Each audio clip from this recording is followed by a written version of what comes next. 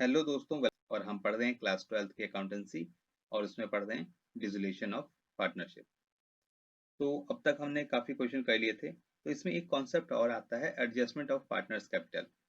अब ये क्या होता है एडजस्टमेंट ऑफ पार्टनर्स कैपिटल? देखिए, जो फर्म होती है, फर्म में पहले से पार्टनर्स की कैपिटल तो है। अब होता क्या है कि उनमें से एक पार्टनर छोड़ के चला गया, ठीक है? तो बैलेंस दो पार्टनर बच गए। अब वो क्या करते हैं, अपनी बुक्स को इवेल्युएट करते हैं, अपने अकाउंट को, अपनी जो कैपिटल है उसको इवेल्युएट करते हैं और देखते हैं कि टोटल जो कैपिटल है वो कितनी होनी चाहिए थी। और वो डिसाइड करते हैं कि उनकी जो कैपिटल है, जो प्रॉफिट शेयरिंग रेशियो है, उसके अकॉर्डिंगली होनी चाहिए। तो चेक करते हैं कि उनकी जो टोटल कैपिटल है उसमें से कोई किसी पार्टनर की कैपिटल ज़्यादा या कम तो नहीं है। अगर किसी की ज़्यादा है तो वो उसे विड्रॉ कर लेगा और किसी की कम है तो वो और इंट्रोड्यूस करेगा। ठीक है? तो वो जो टोटल कैपिटल इंट्रोड्यूस होती है, जो इवेल्युएट होती है कैपिटल फर्म की, उससे वो चेक करते हैं। तो चलिए एक क्वेश्चन करते हैं, तो इससे आपको और अच्छे से क्लियर हो जाएगा कॉन्सेप्ट ये वाला। पहले अकाउंटिंग देख लेते हैं कि इसकी अकाउंटिंग एंट्री क्या होती है। तो पहला केस है कि एक्सेस ऑफ कैपिटल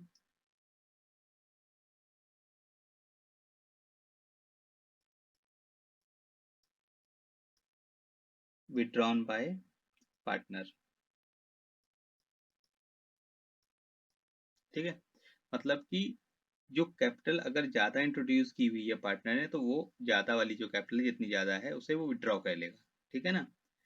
समझ गए ना? जो ज़्यादा है, मान लीजिए कि उसकी होनी चाहिए थी 100 रुपये कैपिटल, लेकिन उसने जो इंट्रोड्यूस कर रखी है वो 120 रुपये कर रखी है, तो 20 रुपये ज़्यादा है, तो 20 रुपये को विड्रॉ कर लेगा। तो विड्रॉ जब करेगा तो उसकी एंट्री क्या होगी? पार्टनर्स कैपिटल अकाउंट,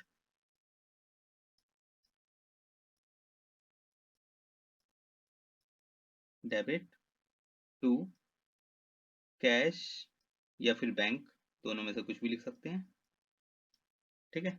ये एंट्री होगी। दूसरी है कि मान लीजिए वहां पर जो कैपिटल है वो कम है। ठीक है? तो deficit capital brought by partner. ठीक है? अगर पार्टनर है, उसकी जो कैपिटल है वो 100 रुपये होनी चाहिए थी। ठीक है? लेकिन उसने जो एक्चुअल इंट्रोड्यूस कर रखी है वो 90 रुपये कर रखी है। ठीक है? तो 10 रुपये कम है। जब कम है तो वो क्या करेगा, 10 रुपये और ज़्यादा लेके आएगा, वो 10 रुपये इंट्रोड्यूस करेगा। ठीक है? तो उसकी एंट्री क्या होगी? जस्ट इसकी अपोजिट एंट्री हो जाएगी। ठीक है? कैश या बैंक, कैसे भी लेके आ सकता है वो। ठीक है? Account debit to partner's capital account, partner's capital account. ठीक है ना? चलिए अब क्वेश्चन करके देखते हैं ताकि समझ में आ जाए ये कॉन्सेप्ट अच्छे से। देखिए, A B and C are partner. ठीक है? और प्रॉफिट शेयरिंग रेशियो है इसका 3:2:1। और यहाँ पर जो ए जो बी है ये रिटायर हो गया। ठीक है? तो बच गए कौन? ए और सी बच गए। अब ए और सी की जो कैपिटल है वो मान लेते हैं है कितनी, 1,60,000। और सी की जो है वो है 80,000। ठीक है? अब अब कहता है कि adjust capital in new profit sharing ratio.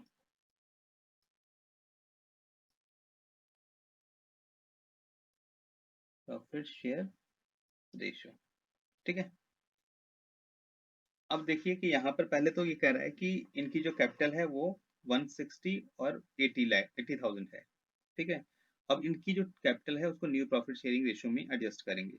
तो पहले मुझे पता तो होना चाहिए कि फर्म की टोटल कैपिटल है कितनी।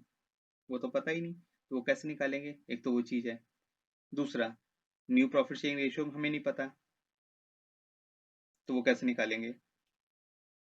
देखिए, जहाँ पर कि हमें ओल्ड पार्टनर्स की प्रॉफिट शेयरिंग रेशियो दे रखी है और नया हमें पता नहीं, और उसके रिगार्डिंग कोई भी एडजस्टमेंट, कुछ भी इंफॉर्मेशन नहीं दे रखी है कि न्यू प्रॉफिट शेयरिंग रेशियो है वो कैसे डिराइव होगा। बाकी जगह होता था ना कि भाई न्यू एक पार्टनर जा रहा है तो वो जो है अपना शेयर इस रेशियो में ओल्ड जो रिमेनिंग पार्टनर है उनको देगा, या फिर जो रिमेनिंग पार्टनर्स हैं वो इस रेशियो में से लेंगे, तो हम गेनिंग रेशियो निकालते थे, ठीक है। लेकिन यहाँ पर कोई इन्फॉर्मेशन नहीं है। जहाँ पर कोई इन्फॉर्मेशन ना हो वहाँ पर हम क्या करते हैं कि एक जो रिटायरिंग पार्टनर है उसको हटा देते हैं, ठीक है। तो बैलेंस क्या बच गया? 3 और 1, ये हमारा न्यू प्रॉफिट शेयरिंग रेशियो बन जाएगा, ठीक है। फिर अब कैपिटल कैसे निकालेंगे? टोटल कैपिटल कैसे निकालेंगे? हम जो भी कैपिटल दी हुई है इनकी, ये दो 160 और 80,000, इसको ऐड कर देंगे तो ये मेरी टोटल फर्म की कैपिटल हो गई, ठीक है। चलिए शुरू करते हैं। तो टोटल कैपिटल 1,60,000 प्लस 80,000 कितनी हो गई है? 2,40,000, ठीक है। फिर न्यू रेशियो कितनी हो गई अभी बताया? 3:1। चलिए, बहुत बढ़िया हो गई है। अब यहाँ पर पार्टनर क्या हो गया मेरे? ए और सी, ये दो पार्टनर हैं, ओके। तो न्यू कैपिटल हम निकालते हैं इनकी। न्यू कैपिटल कैसे निकालेंगे? देखिए, टोटल कैपिटल है कितनी? 2,40,000, ठीक है। इनटू इसका रेशियो कितना है? ये रहा रेशियो। रेशियो कितना हो गया? 3:4। और यहाँ पर 2,40,000 इंटू 1/4। तो कैपिटल कितनी आ गई इसकी? इसकी आ गई 1,80,000। और इसकी कितनी आ गई? 60,000, ठीक है।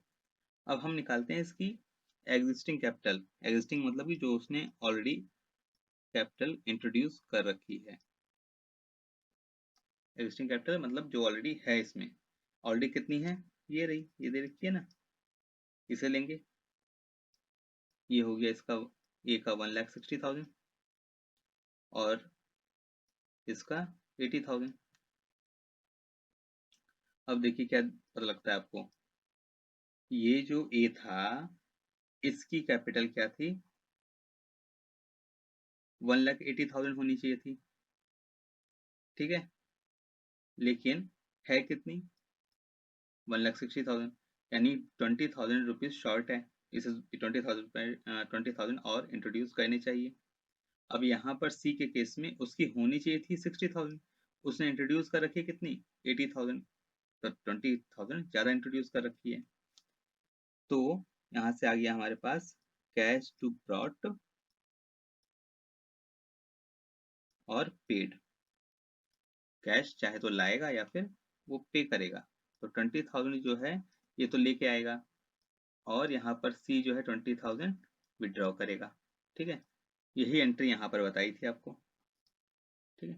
तो यहाँ पर क्या करेगा? ए जो है लेके आएगा, तो लाने की एंट्री क्या हो जाएगी? कैश अकाउंट डेबिट, कैश या बैंक कुछ भी लिख सकते हैं, मैंने कैश लिख लिया है। 20,000 टू